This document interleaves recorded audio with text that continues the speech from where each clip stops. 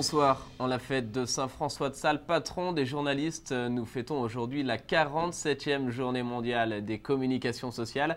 Elle est consacrée cette année aux réseaux sociaux. Benoît XVI a publié ce matin un message. Il assure que l'environnement numérique n'est pas un monde parallèle, mais qu'il fait partie de la réalité quotidienne de nombreuses personnes. Son message a été présenté dans la salle de presse du Saint-Siège par le président du Conseil pontifical des communications sociales, Monseigneur Claudio Mariacelli. Il souligne que le message du pape présente un point de vue positif sur les réseaux sociaux. Sans être ni naïf ni ingénu, ces réseaux sociaux, dit-il, sont une opportunité de dialogue et de débat. Ils peuvent renforcer l'unité entre les personnes et promouvoir l'harmonie de la famille humaine. Vous pouvez lire le message de Benoît XVI en intégralité sur notre site internet. Et je vous propose de rester connecté aux réseaux sociaux. Ils représentent de nouveaux espaces pour l'évangélisation. Mais comment peut-on annoncer l'évangile dans un tel contexte ? C'est la réflexion justement de Monseigneur Celli, président du Conseil pontifical pour les communications sociales. Nous l'avons interrogé lors du synode des évêques sur la nouvelle évangélisation. C'était en octobre dernier. Écoutez-le. Je pense qu'il faut faire une réflexion plus attentive à la réalité que nous avons aujourd'hui. Les nouvelles technologies ont originé une nouvelle culture. Il y a un milieu où nous habitons.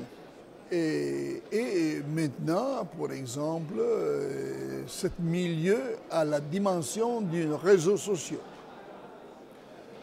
Alors, je pense qu'il faut réfléchir dans quelle mesure on peut évangéliser dans ce contexte de vie. Alors là est le défi que l'Église aujourd'hui doit rencontrer dans son chemin. Et le problème n'est pas seulement le milieu, mais le problème est le langage.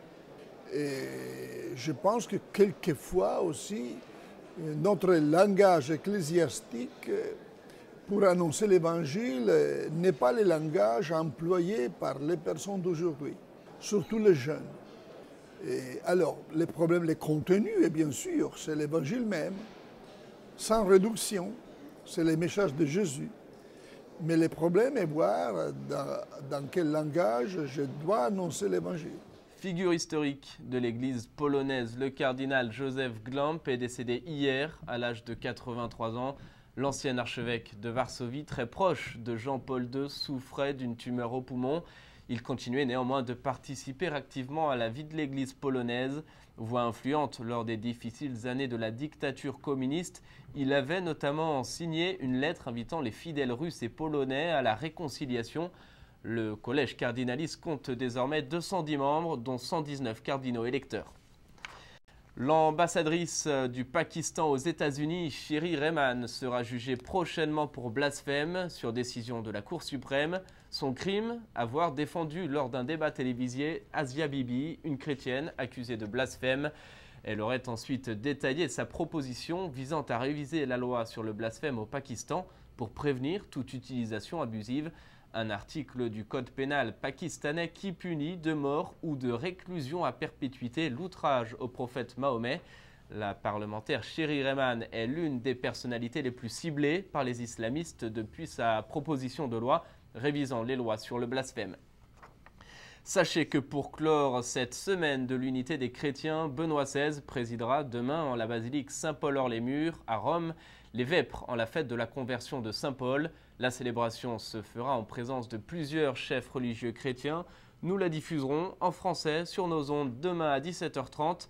Notez enfin que samedi, une messe d'action de grâce pour la canonisation de Kateri Tekakwitha et Marianne Cope sera célébrée à Washington en la basilique du Sanctuaire national de l'Immaculée Conception.